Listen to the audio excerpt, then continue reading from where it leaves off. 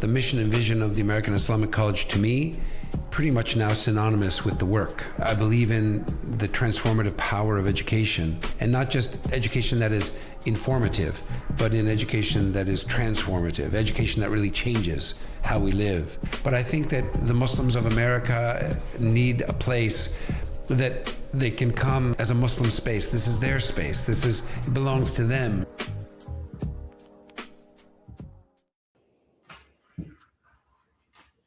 Hey, assalamu alaikum.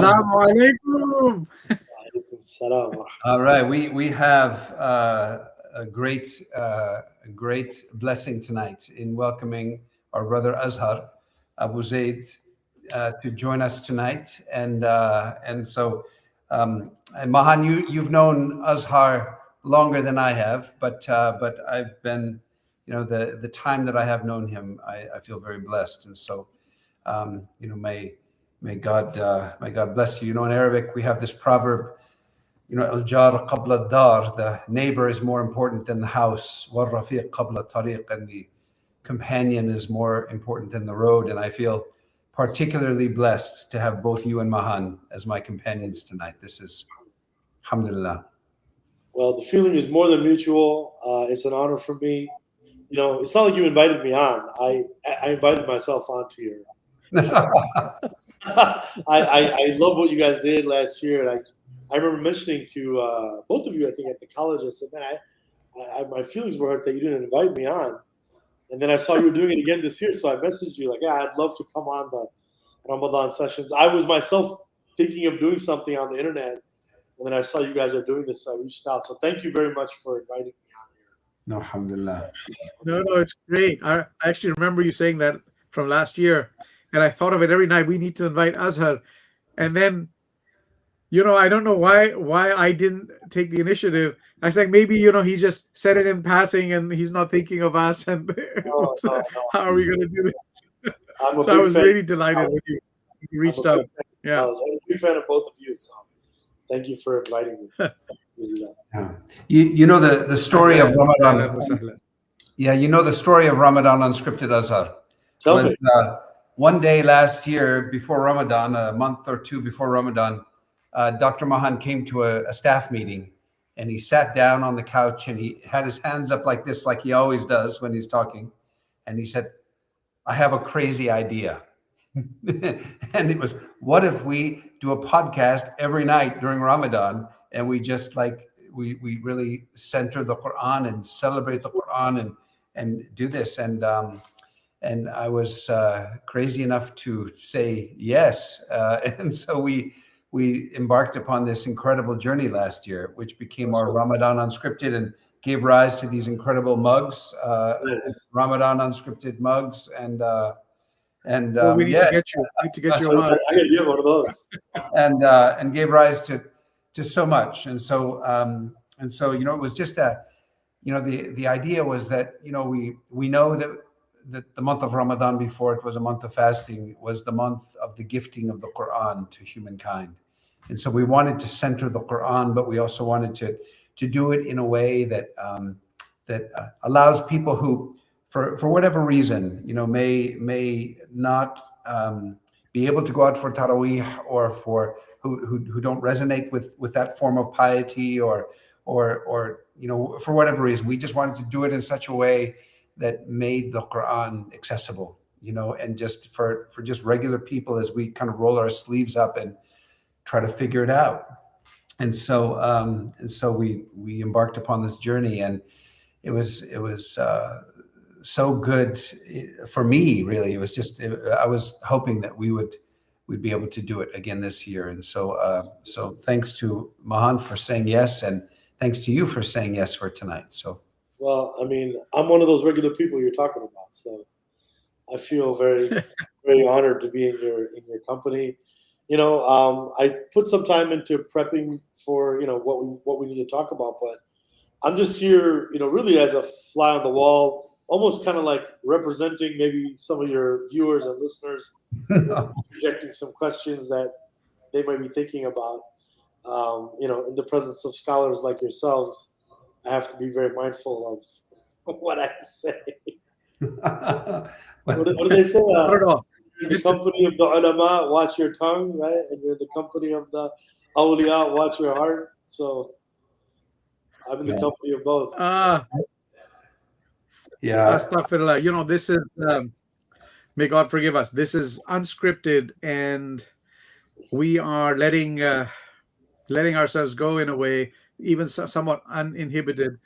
Obviously, you have to be careful whenever you're, in discipline. But at the same time, we want to be genuine and authentic as we engage this material, even vulnerable. So it's the 21st night, and we haven't been going as systematically as we have before. The 21st juz begins around Surah Qasas. Is that, or you did the 20th juz? Yeah, Qasas. I think 21st begins with a room, maybe somewhere after Ankabut. But we can float around this area, and I have a suggestion on where to start. Okay. It's actually one behind Qasas. It's Surat An-Naml. Okay. And given the heaviness of the moment, we were just we just connected like a minute before this started off air. And first of all, I thought I had it together, but as soon as Dr. Timothy saw me, he's like, "Are you okay?" So I suppose he saw the heaviness on my face, and I'm like, I was just trying to figure out this World War III business. But Surat An-Naml has the story of Sulaiman alayhi salam, and it's an interesting kind of his encounter with the Queen of Sheba. And there's regime change in there. What I think is regime change. I'm not saying it connects to anything that's happening now at all. But I just, since we're in this portion of the Qur'an and it's really a fascinating story, I thought we might turn there and read it. Some scholars read it purely as an allegory. Some will obviously read it as pure history. And typically, it's multivalent, so it'll have meanings at different levels. So it starts. Yeah, I'm just wondering if you could just speak to the name itself, Surah An-Naml, the surah of the ant. Yeah, the ants, and that story we'll read it, and it comes in this selection. We'll start with verse 15. Okay. So I have the study Qur'an before me, but you can have whichever one you want, and I'll just go with the English. Actually, the Arabic. A'udhu billahi minash shaitanir rajim. Bismillahir rahmanir rahim. So, وَلَقَدْ آتَيْنَا دَاوُودَ وَسُلَيْمَانَ عِلْمًا. All right, this is how it begins. And indeed, we gave unto David and Solomon knowledge. عِلْمًا. وَقَالَ الْحَمْدُ لِلَّهِ الَّذِي فَضَّلَنَا عَلَى كَثِيرٍ مِّنْ عِبَادِهِ الْمُؤْمِنِينَ. And so they acknowledged this favor that Allah had bestowed upon them, both of them. قَالَ. And they thanked God for this, the favor that they had been bestowed from amongst all other servants, believing servants of God. And then Solomon inherited from David. So he comes after David, and he said, "O mankind, we have been taught the language of the birds." Mantiq at-tayr. And this becomes a great allegory of Fariduddin al-Attar and the spiritual journey. And we have been given of all things, right? Wa utina min kulli shay. Truly, this is clear bounty. And so we can go slow, or we can just read the story and then come back and reflect. Maybe I'll do a couple more verses, and we'll go through the ant, and then we can reflect. So, and then gathered for Solomon were his hosts of jinn and men and birds, and they were marshaled in ordered ranks, till when they came to the valley of the ants, an ant said, "O ants, enter your dwellings, lest Solomon and his hosts crush you while they are unaware." And he smiled, laughing at her words, and said, "My lord, Inspire me to give thanks for thy blessing wherewith thou hast blessed me and my parents, and to work righteousness pleasing to thee, and cause me to enter through thy mercy among thy righteous servants. Mm. So the story is going to continue. This is like the first, maybe third of it. Mm. So do you have any thoughts on what's going on here? You know, I was just with Dr. Ibrahim, our new vice president for academic affairs here at AIC, who's an environmental philosopher and thinking, and he's very sensitive to these passages of the Qur'an about animals and about nature and the miraculousness of nature. And we've already seen that all of the animals, all the creatures of the creation are also created in communities, and they are an ummah as like we are as a human community. And here we witness their languages, right? And it's it speaks to truly the kind of, if we're awake to the Quranic vision of the world, it becomes a kind of miraculous dreamscape where the animals are speaking and are sentient and interacting with these remarkable human beings who have the ability to hear. And so that certainly comes out to me as this sort of continuing theme of the miraculous nature of the creation in the Quran. Mm. You know, one of the things I was thinking, taking it figuratively, not dismissing the literal, but you know, when you have a powerful leader, they have so much influence and so much power, and the world kind of revolves around them. And even today, you can see, you know, when there's a dignitary who comes through, the roads are closed and people have to wait, and you know, they can inconvenience a lot of people even if they don't want to, just because that's the protocol. And so someone like, you know, Solomon, who's this prophet, who has these abilities to commune with spiritual beings, the jinn, and other of God's creation, that, you know, he would have this kind of effect.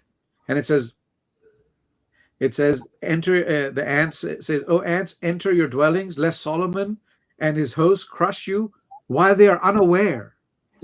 This is exactly what ends up happening. And so when he heard this, he was laughing, he was amused, right? But he didn't try to alter that relationship and said there should be no hierarchy, or, you know, he kind of lived in the order of creation, and embraced his position, but then asked for, you know, both to be grateful for the position that he had, and also for him to be humble and to use that authority with righteousness rather than with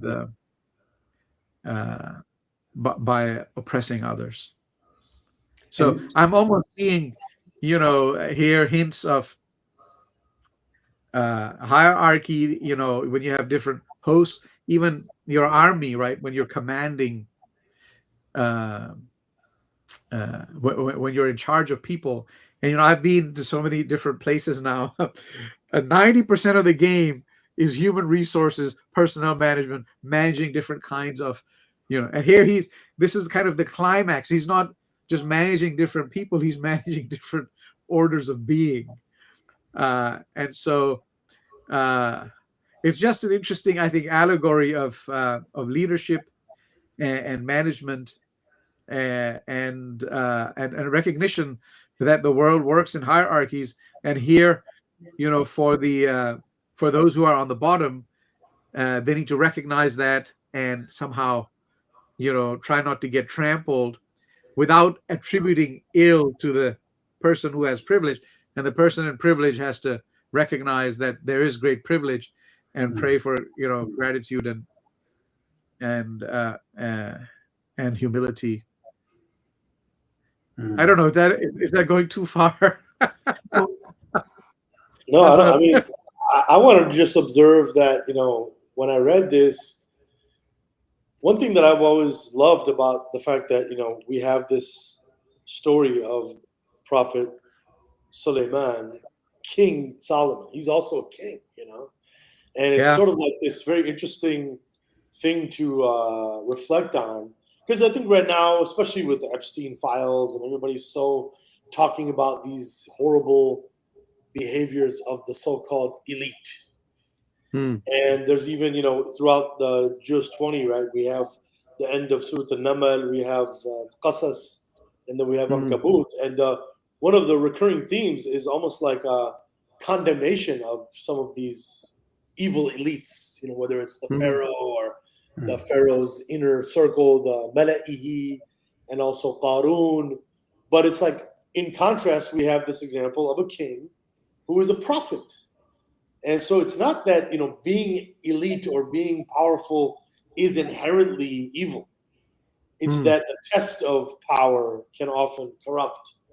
And, there's a tremendous reminder in there when I read this story about how Sulaiman alayhi salam, he is a prophet, but he's also a king. And how delicate is that balance where he has to navigate this incredible gift of God, two giant gifts of God. And, he has to fulfill his responsibilities as a prophet while doing so as a king. It seems like an unimaginable task, but the Qur'an is showing us that this is possible. You can be a person of power and still be a God-fearing, righteous human being. And so that archetype also exists. And I think that's really important for me personally to reflect on, because it's easy to let my mind run with, all of these powerful people in the world are evil. And that's just not true. That there may be some very God-fearing people and they're being put through a test, and the same way he unintentionally, could end up harming people, as you say, who are many orders below as far as power goes, such as ants. In the world today, it's almost like the way a lot of these so-called elites look at the fact that there's 8 billion people in the world. Unfortunately, a lot of them, they see the global south as basically human ants. And they talk about it, the way they talk about population control in places like Davos and whatever, it's almost like they've dehumanized people. So this is to me also a warning about, being very careful not to dehumanize and to be very mindful of this power. The powerful people in the world today, they really are enjoying a magnitude and a concentration of power that perhaps has been very rare in human history, whether it's in terms of resource control, wealth, technology now. I mean, we're all becoming kind of like their experiments in AI. So anyhow, there's a lot more to unpack. Go ahead, and then we can keep going, because some of this is going to come up. But go ahead. Yeah, but what's really interesting about Ayah 19 here, the 19th verse, is that one, he begins with gratitude, a recognition that God has given him, made him elite, a remembrance of his parents, right? Because we're not dealing with a kind of rebellious kid who's ungrateful, so he's mindful of his parents. And then he says that these favors were bestowed on my parents and on me in order that, right? In order that I work righteousness that will please you. So it's almost as if the privilege and the power, he's aware that it was given to him in order that he might work righteousness and that he might do good and please God. And I think one of the things that we see, as you said, this recurring themes in this part of the Quran is powerful nations that thought they were so above it all, and powerful people who thought they were so above it all, and how God brought them low, right? And so Solomon here is not following that trajectory. He's understanding that the power and the privilege was given to him in order that he would do good and please God. So you're right. It's a different it's a different vibe than what we're going to see with Pharaoh and with Qarun and some of these other peoples and powerful people in the Quran who might remind us even of some people in our own current moment who are waxing proud and arrogant and doing all the things that Solomon is not doing here. And they think they're invincible. Yep. Yeah. So okay. So verse 20 and onwards, just let's read a couple more here and finish the story. So, but we might do it in two parts. So, and he surveyed the birds and said, "How is it that I do not see the hoopoe? Mm-hmm. Or is he among those who are absent? I will surely punish him with a severe punishment, or I shall slaughter him unless he brings me a clear warrant." Sultanim Mubin. This is now you're seeing another side, right, where he's enforcing discipline. And he's really reliant on this one bird, perhaps, because he notices its absence. He's like, where's this bird? And the commentary says, maybe he noticed it because the bird was supposed to, give him shade at that moment. And he's like, I noticed it missing. But anyways, he gets into, I won't say he gets upset. I don't know, but he gets into his disciplinary kind of mode. But he tarried not long. So the hoopoe soon showed up and said, "I have comprehended that which thou hast not comprehended, and I bring you a sure report from Sheba." So the hoopoe was out and about, apparently, far away, and brings this report from the land of Sheba. "Verily, I found a woman ruling over them, and she has been given of all things, and hers is a mighty throne. I found her and her people prostrating to the sun, apart from God, and Satan has made their actions seem fair unto them, and turned them from the way, such that they are not rightly guided.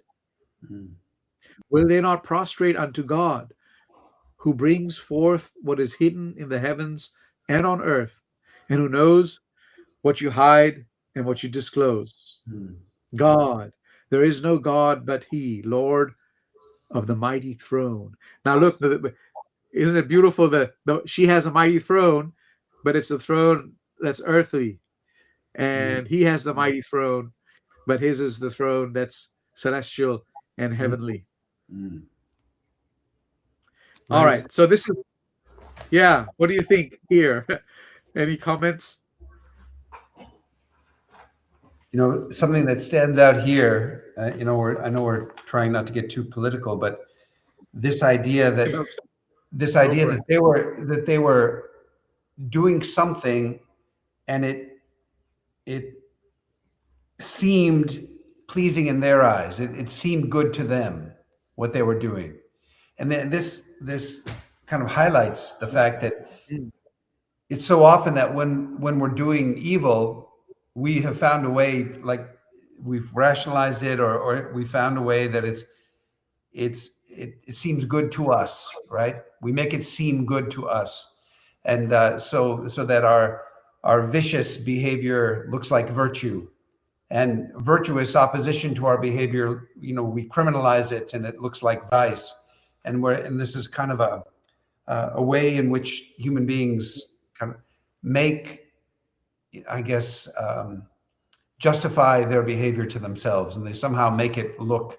We even saw this in Surah Yusuf, when the boys were saying, after we do this, we'll be good, and then our father will love us. And, they had a way, and this is when Yaqub said, sawalat lakum anfusukum, you've concocted something, you've made it look good to yourselves, but it's wicked. And so I just, this one reference stands out to me there. Yeah, if I Yeah. could just jump on, kind of piggyback on what you said. That's amazing that was literally the same phrase that I was honing in on, because it actually attributes it to the devil, right? Shaitan, zayyana lahum, he makes it appear to them, right, that what they're doing is good. And what I'm reminded of whenever I see this construction in the Quran is, again, nowadays we use the phrase psychological operations, a psyop. It's manipulating you. Psychological operations are run by what the government or parties to manipulate people and to make us think as the public, quote unquote, that X is Y or Y is Z. Making things appear other than they are, and it's a trick of the devil. And what I've been reflecting on a lot this Ramadan is the many ways in which my own nafs, my own ego, does the same thing to myself. Constantly gaslighting myself, basically tricking myself into, trying to make something that really my nafs is, my ego, my lower self is what wants it, whatever the thing is. But then engaging in this elaborate, manipulation of my own mind or my own heart or my own perception of reality to justify something that my heart actually knows is evil or it's not good for me. And so the shaitan living inside me, which is constantly doing this, zayyana lahum, zayyana li, like making things appear other than they are. And one of the things that's so beautiful to me about Islam, about the Quran, about, even specifically this story that we're reading, is the importance of like cutting through all that, seeing reality, perceiving objective, timeless, universal truth as it is in reality, and getting out of all that manipulation, whether it's internal psychological manipulation or it's, psyops that are being run by the government or by whoever else, being able to see through all that nonsense to witness the truth as it is. And we'll see in a moment that, Suleiman, sends a letter to Sheba and how she responds. It's a very beautiful reminder of just because the devil has tricked a person, it doesn't mean it's too late. There's always a way to straighten out one's perception of reality and return to the truth. And that's something that gives me a lot of hope in my own personal life. Is like, man, no matter how long I've been stuck in my own delusions and self-perpetuated gaslighting, it's never too late to break free from those chains and witness truth as it is in reality. May God, give me that. And as the verse says, God is the one who knows what I conceal and what I reveal. So who else is there to turn to except Allah? There's never anywhere else to go. That's one of the prayers of the Prophet ﷺ. Allahumma arini haqiqat al-ashyai kama hiya.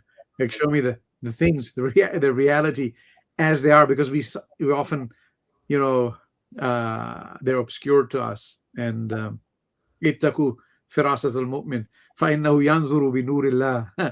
So beware of the inner, the insight, the penetrating vision of the believer, for he sees by the light of God. So so the hupu comes with this, and now reading this starting verse 27. So Solomon said, we shall see if you have spoken the truth, or if you are among the liars. So he's talking back to the hupu. Go with this letter of mine and deliver it unto them. Then turn away from them and observe what they send back. She said, so now it's, the scene turns to the queen of Sheba's court. And her name was Bilqis, or Bilqis. She said, O notables, truly a noble letter has been delivered unto me. Verily, it is from Solomon. And verily, it is in the name of God, the compassionate, the merciful. This is where, the basmala comes as part of a verse in the Quran, not at the beginning of a surah. Innahu min Sulaiman wa innahu bismillahir rahmanir rahim. All right. Do not exalt yourselves against me, but come unto me in submission. So that's the letter. Okay. Allah ta'alu alayya wa tuni muslimin. Come to me unto me in submission. She said, so she read this letter and then she said, "Oh, notables, give me your opinion in this matter of mine. I'm not one to decide on any matter unless you are present." So she takes this counsel. They said, "We are possessed of strength and possessed of great might, but the command is thine. So consider what thou wouldest command." They're like, we we turn it back to you. And she said, this is where the regime change caught my eye. Verily, she said, verily, kings, when they enter a town, the translation I have is corrupt it. Maybe there's a better one. قالت إن الملوك إذا دخلوا قرية أفسدوها. When kings invade a land, they ruin it. They lay it, to waste. They ruin the land. أفسدوها وجعلوا عزة أهلها أذلة. And they debase its nobles. They invert the order. And basically, this is what I thought of, and I thought of regime change. So they take the notables and they replace them. They put them to the bottom, and they take those who are at the bottom or elsewhere positioned in society, and they ennoble them. And so basically what she's saying is, if I don't respond positively, maybe Solomon will regime change me. That's kind of how I read it in today's vocabulary. Wow. I don't know. What do you think? It's interesting. Yeah, I didn't catch that nuance, Mahan, but I think And this is could very well be. And she's kind of just saying what kind of standard. This is standard protocol. When kings forcefully enter a country, this is what happens, and we see it happening in our own moment as well. So we've seen this happen in our own lives. Yeah. And but I didn't feel there that she was thinking about like this could be her fate, and so now she wants to send Suleiman a gift. Yeah. Interesting. So yeah, I mean, so she doesn't, she doesn't want to have that confrontation with him. Obviously, she, the tafsir will say that she recognizes something in Solomon that's special. So, all right. She said, I will send a gift. She said, I will send a gift to them and observe what the envoys bring back. When it came to Solomon, he said, "Do you offer me wealth? What God has given me is better than what he has given you. Nay, but it is you who exalt in your gift. Return unto them, for we shall come upon them with hosts they cannot withstand, and we shall expel them hence, abased, and they shall be humbled." This sounds to me like a lot of the bluster that we hear, but in this case, it's Solomon. He's a messenger of God. And he obviously has the right because of that. And if someone who is unrighteous or doesn't have that right, uses his vocabulary, it sounds terrible. But here we read it as his right. I don't know. How do you hear this? How do you hear this? You smile, Azhar, Sheikh. This is such a great illustration of a larger macro point. One of my personal pet peeves is when people read the Qur'an, including Muslims, and sort of superimpose their own, I guess, moral notions onto the Qur'an or onto prophetic actions in the Qur'an.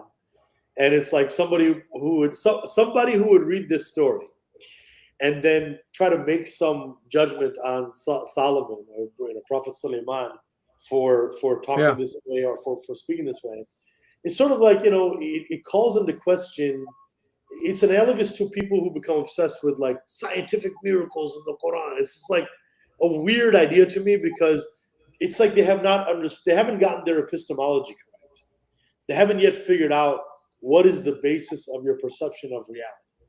I approach the Quran believing that this is revealed from God.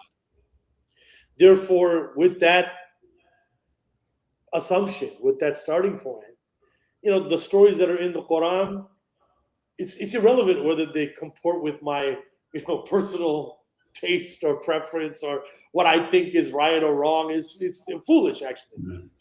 Otherwise you kind of get caught in your underwear, because you're like trying to read the Quran, but then you're trying to make a moral judgment on something in the Quran. It's like, well, where is your morality coming from?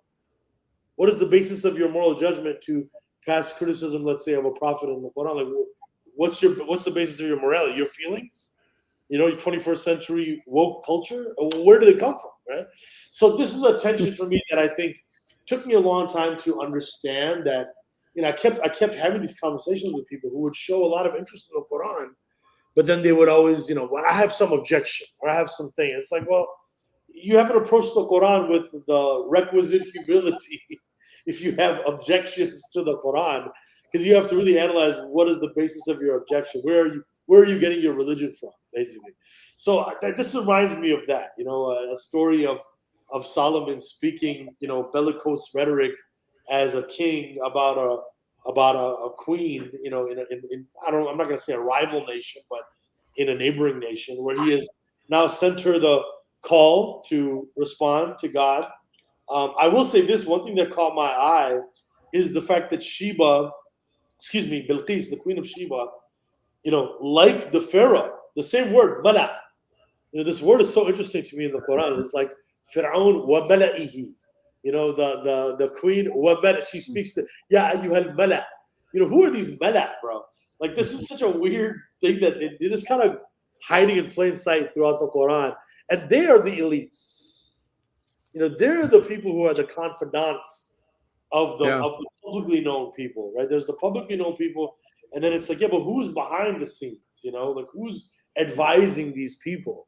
Who are these mala? Like, I don't know. Are you guys familiar with this guy? Sorry to go off a little bit on a tangent, but there's a guy who is just hiding in plain sight. His name is Curtis Yarvin. Have you heard of this guy? No. Curtis Yarvin, bro. This guy is just an open shaitan. And he is like a thinker guy. He's considered the father of the Dark Enlightenment. He's like the sheikh, if you will, of guys like Peter Thiel and J.D. Vance and Elon Musk. They take their ideas from this guy, Curtis Yarvin. He's part of the mala, as far as I'm concerned, in the world today. He's part of this inner circle of advisors who are, they have the ear of some of the most powerful people in the world, but they're just kind of hiding in plain sight and they're nameless. They're just like, oh, these are just the mala, these advisors. So anyhow, there's a lot more to say about that, but yeah, that's what strikes me. It's like someone who would read this story about Solomon and have a problem with it. It's like, well, what's the basis of your problem? Well, this is great. Let me just quickly add a couple of things, and then maybe Dr. Timothy, you have something on this. When you point out the mala, it's interesting that they didn't, they basically left it to her. Yeah. And if the mala were strong-headed, they might have inclined to kind of, no way, man, we're not going to give in to this guy, Solomon, and and it could have had a different outcome. And so your court is really important. And in this case, the mala, it's not just the queen, but it's the queen and her court, which is really important. I never paid attention to that before. And then, on this question on how to read this, I totally get you. And, it's similar to kind of Abraham, where, he says, slaughter, I saw in a dream that I have to slaughter my son. And people today will say, well, what kind of God would do that? And try and apply it to themselves. And I totally get, how that wouldn't work. And we understand the Abrahamic, as trials in his life where he is asked to give up the thing that's most precious, and reading it that way, and obviously being in a very different time. But how are we supposed to, like, so how do you read this? Just read it and accept it as this was the order of the day, and no questions, or is there something deeper here for us? Yeah. I think that we can never lose the lens of our perception, and the lens of our perception is also partly how God made us. And I was just thinking tonight before our session, Mahan, you and I went through the entire Qur'an last year, or as best we could, but really doing it again this year, it's like we're different people. We've had different experiences in the course, and so we're not reading the same book. We're not stepping into the same river twice. We're now reading it with altered lenses, let's say altered, and so certain things will stand out to us that didn't stand out to us last year, and certain things that last year seemed very important may not have stood out. And I remember touching on this last year, but I don't remember going into this much depth. But I do think Azhar, that if I'm not saying that this passage makes me uncomfortable, because I've seen what conquest looks like.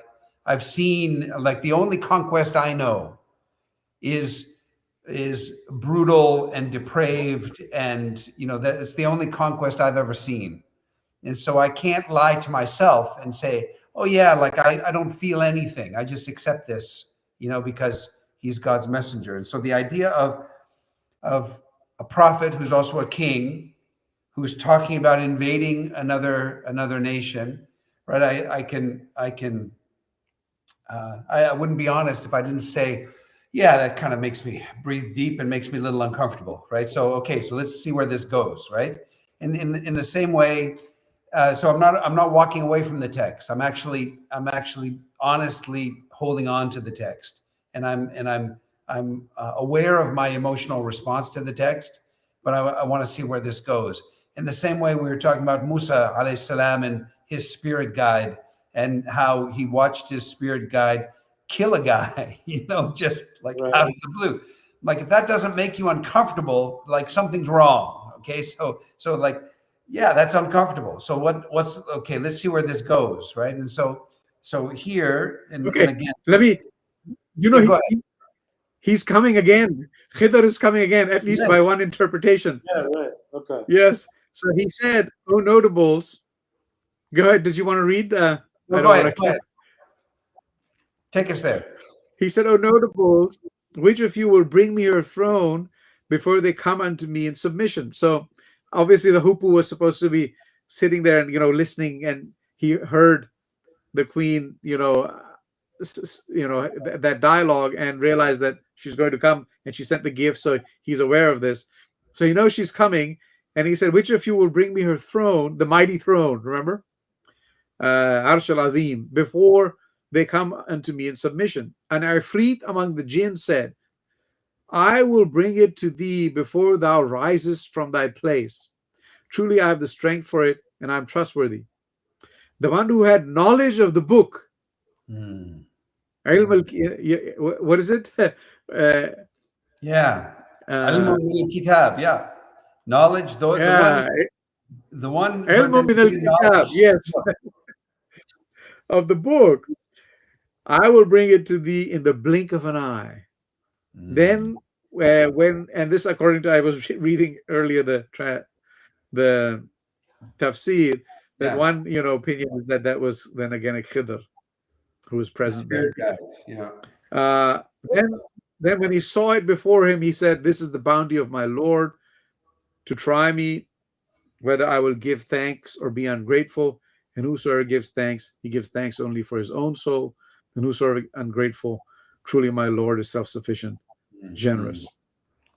He said, "Disguise her throne for her." I mean, we could discuss that part, but I feel we want to go other places in the Quran. So I'll just finish the section. He said, "Disguise her throne for her. We shall see if she's rightly guided, or if she's among those who are not rightly guided." Then when she came, it was said, "Is your throne like this?" She said, "It seems the same." And Solomon said, "And we were given knowledge before her, and we were submitters, while that which she worshipped apart from God barred her. Verily, she was from a disbelieving people. It was said unto her, Enter the pavilion. But when she saw it, she supposed it to be an expanse of water and bared her legs. It was supposed to be crystalline, kind of, that looked like water. He said, Verily, there's a pavilion paved with crystal. She said, My Lord, surely I have wronged myself, and I submit with Solomon to God, Lord of the worlds." Wow.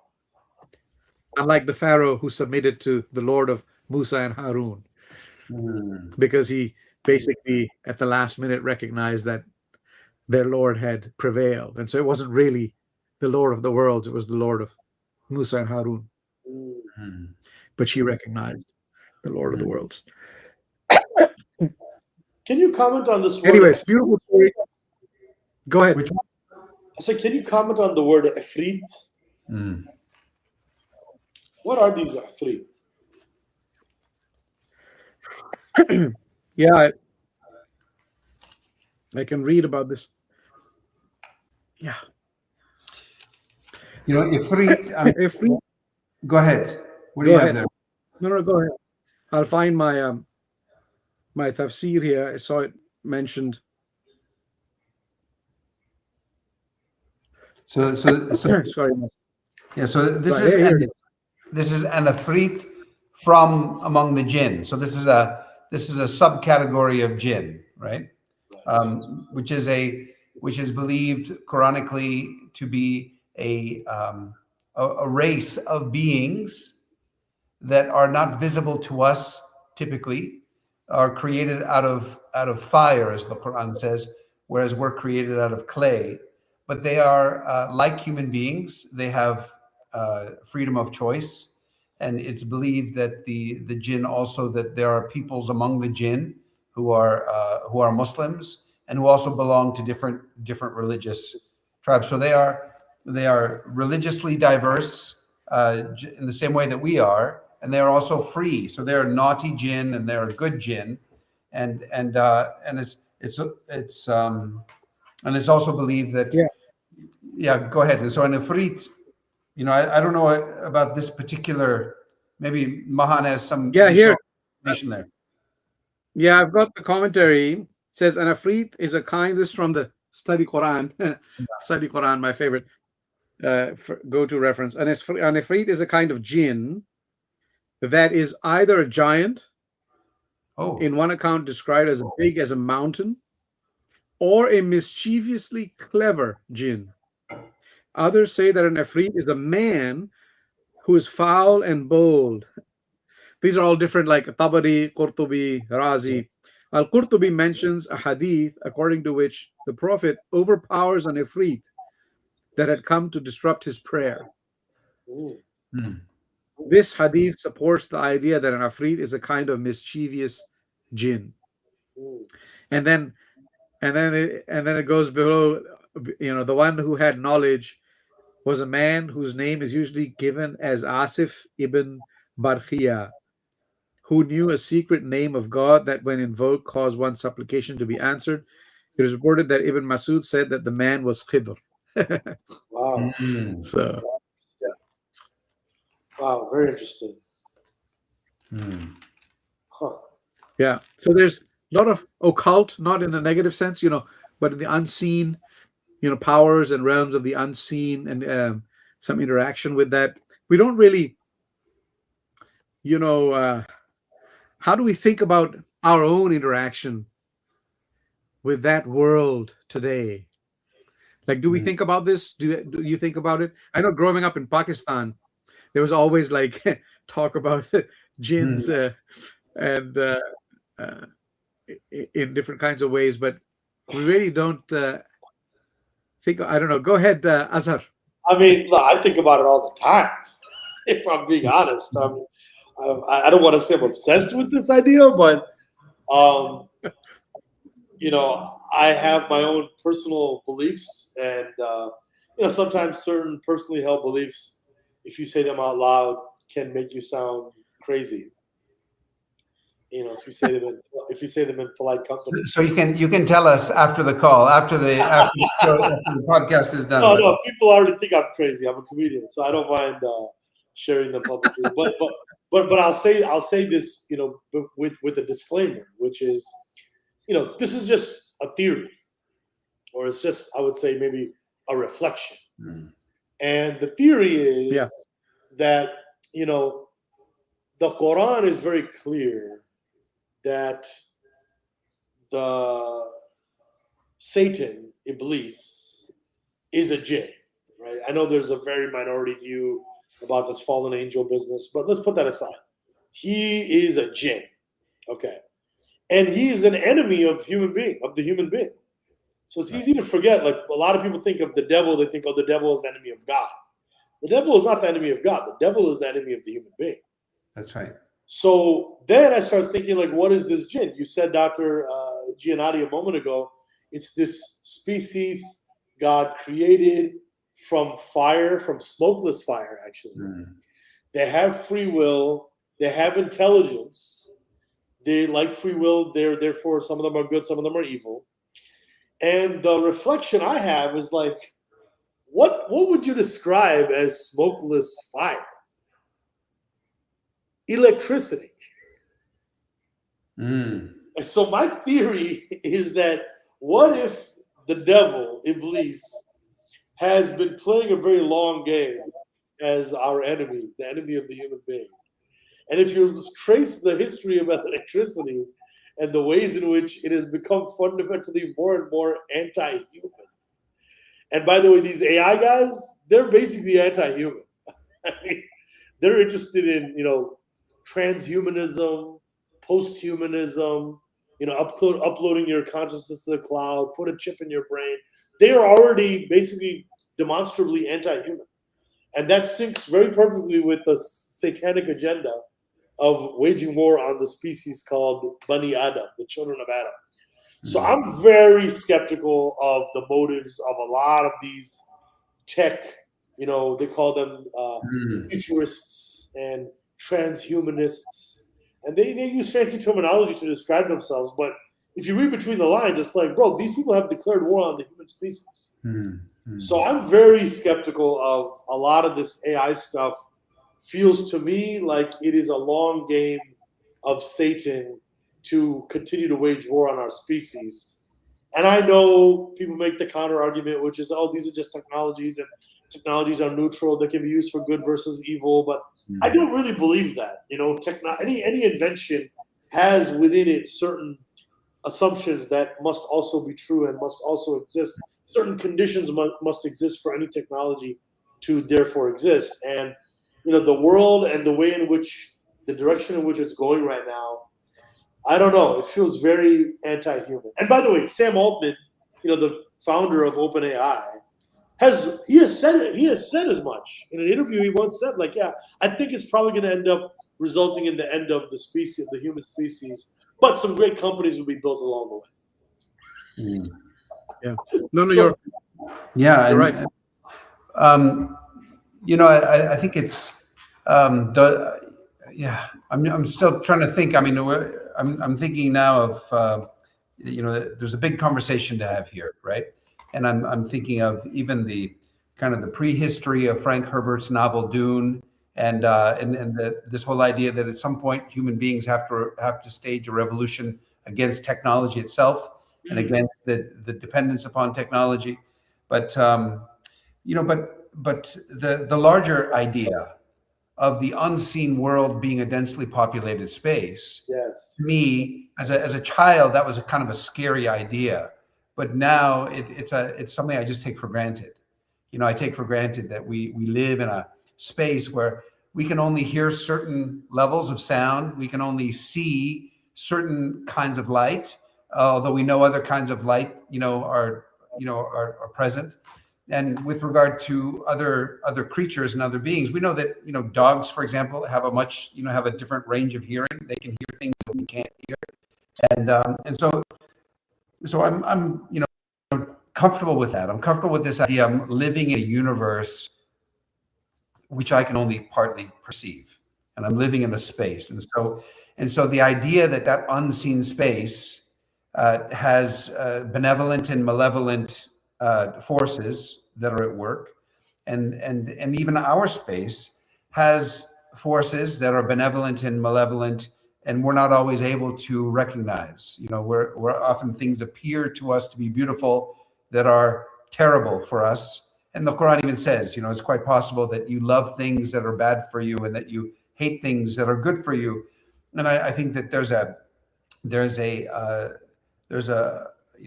real seductive power about social media. There's a real seductive power about technology. There's a lot there that is worthy of caution. And it is true that in our hubris as a human race, we develop things that we haven't even begun to develop the ethical capacity to evaluate. And we did that with nuclear weapons. We're doing that with all kinds of things. We're developing things that we don't have the ethical depth and the ability to properly evaluate and to regulate, right? And so this is all a real issue. But the one point I want to come back just for a second to Mahan's point is that if this is indeed regime change, it's not like any regime change that we've ever seen, right, politically in our time. This is the winning of the mind and heart of the Queen to the truth, and the deference that her people have toward her would mean that this means actually the uniting of two communities that could have otherwise been enemies, as opposed to Solomon just plowing in and killing everybody and eradicating their civilization. It was more of a joining of civilizations through a mutual recognition of what is good and right and life-giving and true. And so if we want to talk about this as a kind of regime change, it's not the kind of regime change that we've ever seen, like in our time, right? Right. Well, and I suppose if you look at the structure of this, in some ways, I mean, you have the power asymmetry, you even have the threats, but then you have righteous. It's founded on goodness and virtue and truth, and on the other hand, you have someone who has a reasonable court and an individual who is representing that other civilization or tribe or peoples that has an open enough heart to be able to perceive and then submit, and that's the best way that this works. And maybe if you have a different configuration on either side, you'll have a different outcome. Wallahu alam. Yeah. What if we were even to think of this psychologically? If we know something is right, then how do we win? How do we win the soul to what is right? Right? How do we do that? Or even if we think of prophecy itself, right? We know that prophecy, and I'm thinking now of reading Al-Farabi years ago, and one of the things that the Muslim philosopher Al-Farabi saw in prophecy is that prophecy works through persuasion, right? And that in order to really win the minds and hearts of people, they have to be inspired, they have to be persuaded.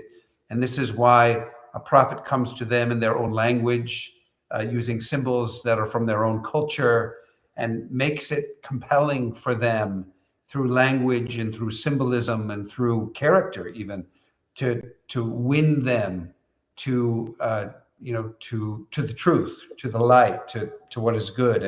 And I think that everyone has their own equation, but it seems that Solomon was sort of had that there definitely was power there, but it ended up being soft power that Yes. won the day. and it wasn't Right. coercive power. Wow. Yeah. Can I add one more thing to the discussion about jinn a moment ago? Sure.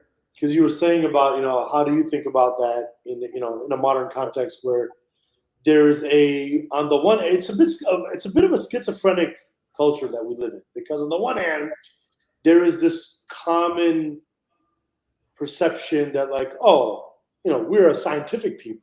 Of course, we don't believe in these fanciful notions of ghosts and goblins. And yet, culturally, the culture is at the same time obsessed with like ghost hunting and, horror movies and alien invasions and, paranormal phenomenon and paranormal activity. And, it's like, yeah, jinn explains all that. So there's also a weird sort of,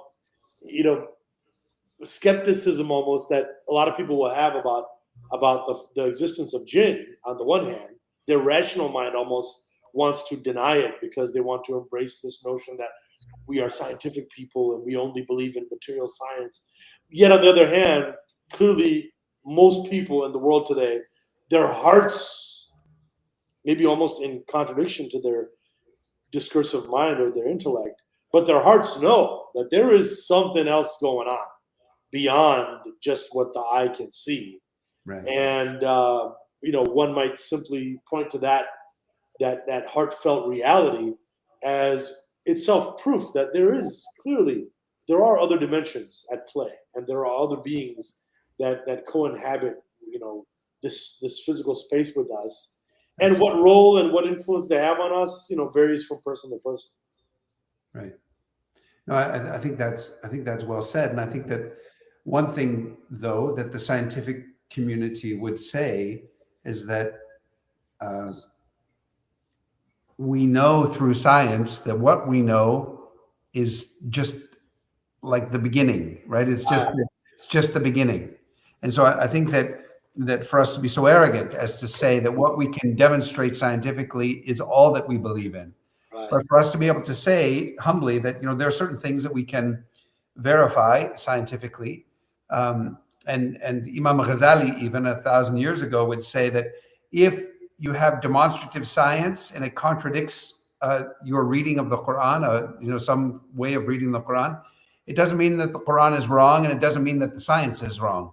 It's just that science has shown you that your reading of that particular passage was incorrect, right? And so there was a willingness to allow space for demonstrative science and for its authority, and there's also space for the belief in that which science can't access and can't touch. And so I think that to be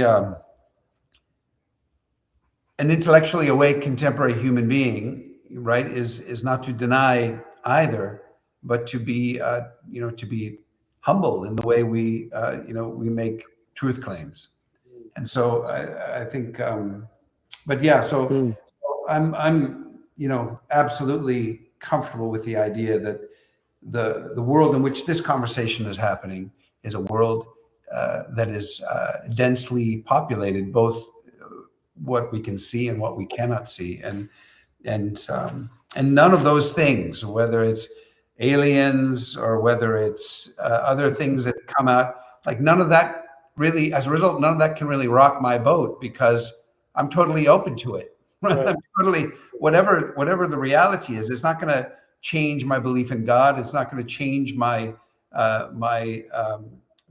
belief that the Quran is one of these revelatory texts that came from another place, right? And so I'm those things don't worry me as I have a lot of other things that worry me in life, but those kinds of questions to me, no longer disturb me, I guess, in that way.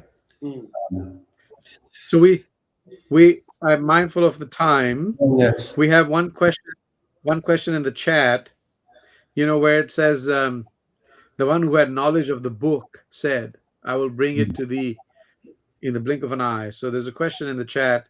Which book? The one who had knowledge of the book. And so I can read the little section. I pulled it up here in the commentary. By book is understood the preserved tablet, Lawh Mahfuz. Because God's knowledge is, there's lots of theological discourse on what is meant by God having knowledge. We understand humans have knowledge, we acquire it, right? It's something that but you can't think of God's relationship to knowledge in the same way.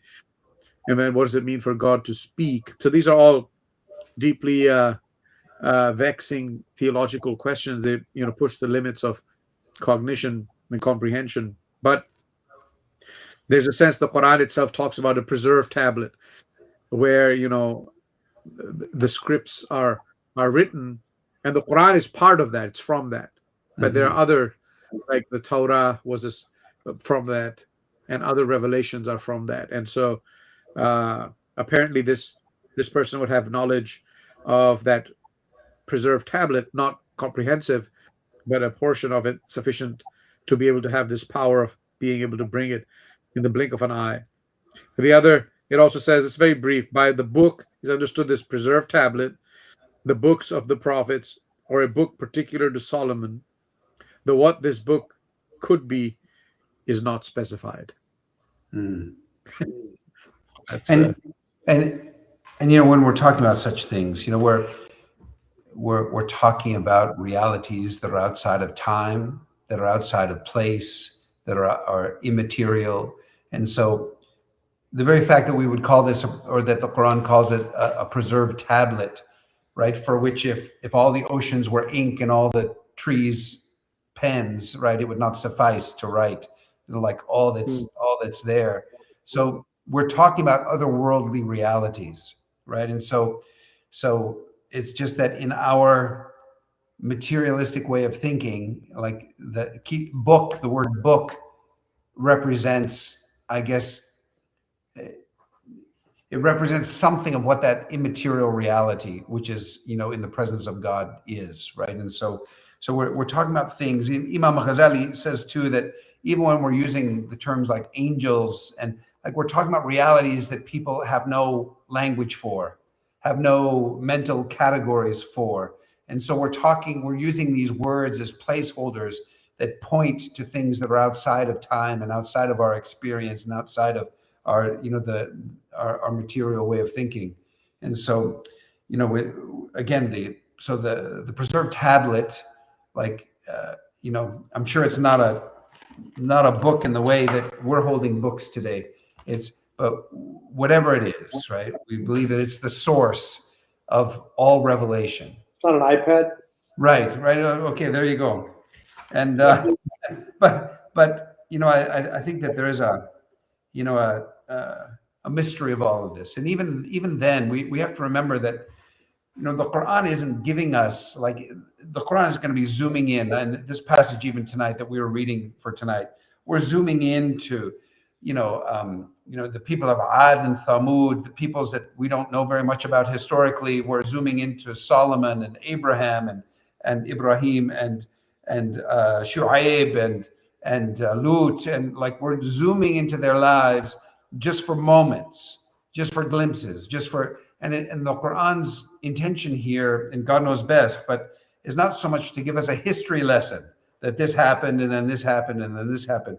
We're zooming in order to be instructed about something, right? We're given a privilege. Talk about privilege. We're giving a kind of privileged view of what the ants were saying. We're giving a privileged view of what the birds were saying. We're given a privileged view of Solomon's bird, the hoopoe, or we're given these privileged views of these moments in order to be instructed. And I think that part of what we're being instructed here is that while Solomon had the ability to choose power, he chose something else. And his wisdom ruled over his physical capacity to have actually just barged in there and done it by force. And so I think that there are lessons here for us to reflect upon, and they all go back to this idea that he was given this privilege, given this power in order that he might do good and be pleasing to God. Mm. And so the very fact that even in his moment of wielding power, he was conscious of that and made a choice, which for us is instructive, is an incredibly powerful alternative to what we see happening in the world at this moment.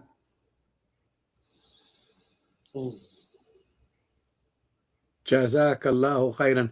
You know, we I feel bad. I monopolized the whole thing with this one section. Azhar, we're going to see you again on Wednesday, but was there anything that you wanted to kind of really get out there today that you can? Well, I didn't know I was invited back on Wednesday. Thank you. That's nice. I hope so. I will say that I was interested in and excited about, taking a look at the story of Moses as he's, instructed to go to the court of Pharaoh, and how he calls on, the invitation he delivers to the Pharaoh and to the, the magicians in the court of the Pharaoh. That whole story of Moses and Aaron, Harun, Musa and Harun on the one hand, the Pharaoh and his advisors, the Fir'aun wa Mala'i, and then the magicians as the third kind of camp in that story. That is a story that to me is so incredibly instructive, so incredibly practically beneficial in terms of making sense of the world that we live in. And I'm reminded of, this khutbah. I heard this sermon when I was a teenager from Imam Zayd Shakir. And he was making the point that, the Qur'an in general is archetypal. It's, all the stories in the Qur'an are archetypal stories. And you can draw timeless universal lessons from these stories. And in a sense, the stories of the Qur'an just keep repeating infinitely till the end of the world. It's just that the only thing that changes are the names and the places and the dates. But fundamentally, the battle between good and evil is as old as time. And so he pointed out something that I never forgot, and maybe I'll just share this before we wrap up. But he was making the point that, if you look at that story of Moses, who of course is instructed by God to go to the Pharaoh, invite him to the truth using kind words and persuasive speech. Moses asks for some backup, says, can I please take my brother Harun with me? He's given that permission. So these two prophets, Moses and Aaron, go to the court of the Pharaoh. And of course, we know also that the Pharaoh has, at this time, in his employ, these magicians. And these magicians, these sahirun, their job is to basically keep the people bewildered and keep them mesmerized and tricked into accepting the, unquestioningly accepting the power and the authority of the Pharaoh. And they do this, they do this very successfully. And so people really don't ask many questions. The Pharaoh is the Pharaoh. And then here comes Moses, and he is, performs this incredible miracle. At the command of God, he is told to strike his staff, and his staff turns into a serpent or a snake and goes and eats the other serpents or snakes of these magicians. And interestingly, in the story of the Quran, the magicians themselves immediately, they're the first ones to accept the truth, and they go into sajda, they go into prostration, and they are the first to testify that we believe in the Lord of Moses and Harun and Aaron. And so one of the things that Imam Zayd pointed out, he said, when a magician encounters, a miracle, the truth, they're the first ones to be able to know, like, hey, this is not magic, man. This is something else. This guy is not doing, this is not a magic trick, this is something miraculous. And I became obsessed with, kind of the difference between magic and miracles. Because if you think about it, even the greatest detractors of the Prophet Muhammad, peace be upon him, sallallahu alaihi wasallam, the ones who were alive during his lifetime, if they didn't accept him as a prophet of God, their best rational explanation was, he's a great magician. He's the greatest magician from the east to the west. Mm-hmm. Because interestingly, from the perception of the viewer of a miracle or a magic trick, right, the perception is very similar. It's like something that boggles the intellect. How are they doing it? And then they ask the same question, how are you doing this? Right? And the only difference is the one who's a miracle worker, if it's a prophet, they're doing a mu'jiza, and if it's a saint, they're doing a karama. But in either case, their answer is always the same, which is, yeah, I'm not doing anything. This is God. Whereas if you ask a magician, how are you doing this? He'll tell you, it's a trick. I'm tricking you. They call them magic tricks, Mm-hmm. Or nowadays we use the phrase illusionists, right? They're doing an illusion. They're tricking you. And there was, by the way, the honest magicians are telling you, hey, this is a trick. So what's fascinating to me is that it produces that ta'ajjub, the amazement of like, bro, how are you doing this? And so that's basically what happens in the case of the Pharaoh, of the magicians. They are the first to recognize whatever Moses has done here, throwing his staff and it turns into a snake. This is not a magic trick. This is something else. And they submit. And then, of course, the story goes on. But the point that Imam Zayd was making was these three camps, the prophets in the story, Moses and Harun, Pharaoh and his elites, and the magicians, he pointed out that these archetypal characters are sort of still present in the world today. And he said the Pharaoh represents illegitimate political authority. Ana rabbukumul a'la. Whatever force there is on the earth that is claiming, I am your Lord, the Most High. I decide who lives and dies. And we don't need to get into much commentary of the politics of the time to know who are the players on earth who are behaving that way. Then you have the magicians, which are kind of like the media. The mass media and now social media, it's like these are the magicians who keep people bewildered and tricked and distracted, basically, from the truth that is on the people of God, the inheritors of the prophets, men and women of God, who have inherited this prophetic wisdom and teaching, to remind these political leaders that you're not God. You're going to stand before God one day. And I love the way Musa alayhi salatu wasalam, he's commanded to phrase this invitation, because he says to the Pharaoh, I have come with a message from God, my Lord and your Lord. It's like, there's no mistaking it. There's not, because nowadays in the secular culture, people will say, my God, as if you have a different God. Like, there's only one God. My God is your God. Your God is my God. There's only one God. So I love that prophetic framing that, and somebody, as somebody who works in the media and, has really spent a lot of time in Hollywood and in Hollywood circles, I can tell you that this is true. I mean, these people who are magicians, they're basically illusion makers. They are also some of the first people to submit to the truth. The moment it is clear that, listen, this is not a magic trick. This is miraculous. The Qur'an is a miraculous thing. And I actually think because of AI, the Qur'an is going to be put under more and more of a microscope, because it is an utterly miraculous, non-human, a text of non-human origin. And so it will, bewilder and befuddle these technologists and these people who are basically worshiping themselves and worshiping technology. So anyhow, there's a lot more to say about this, but I wanted to just recognize that the story of Musa is so beautiful and timeless, and arguably extremely urgent and relevant today. This is absolutely fascinating. I think it's worth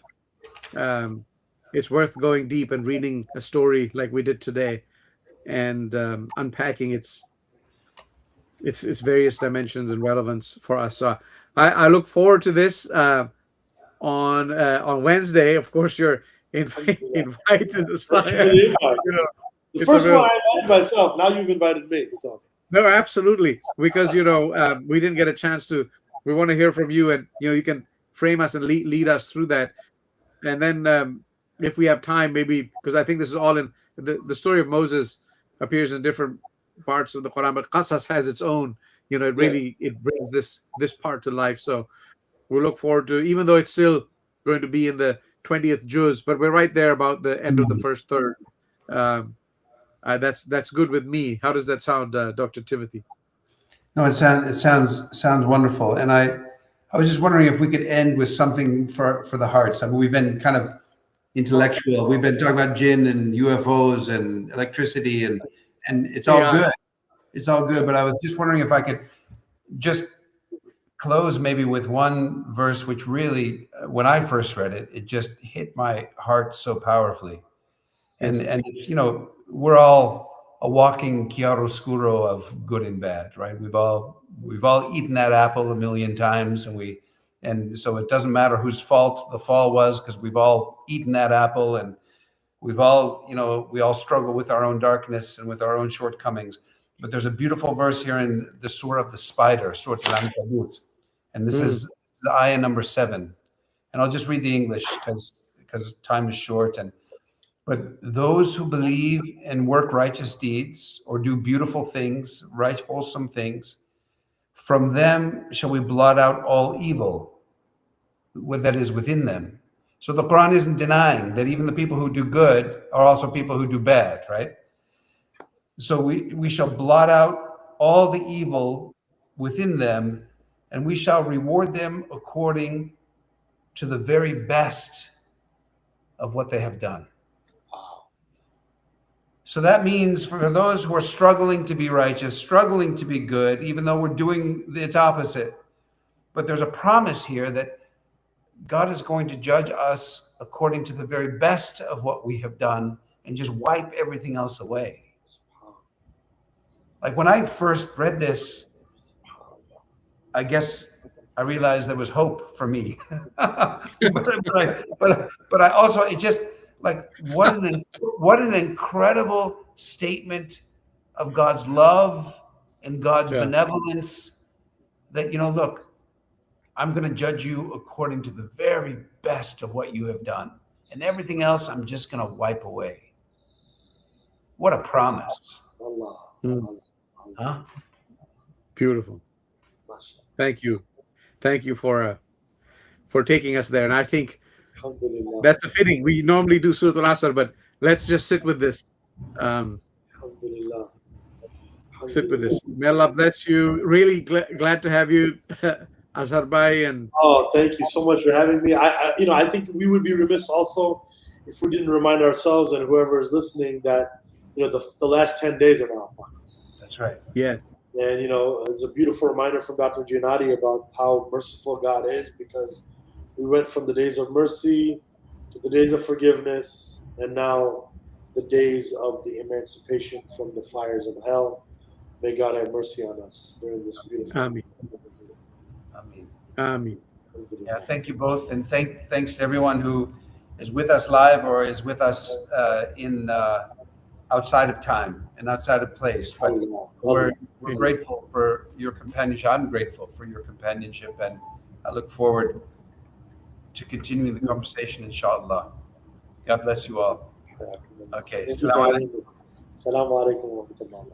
Assalamu alaikum.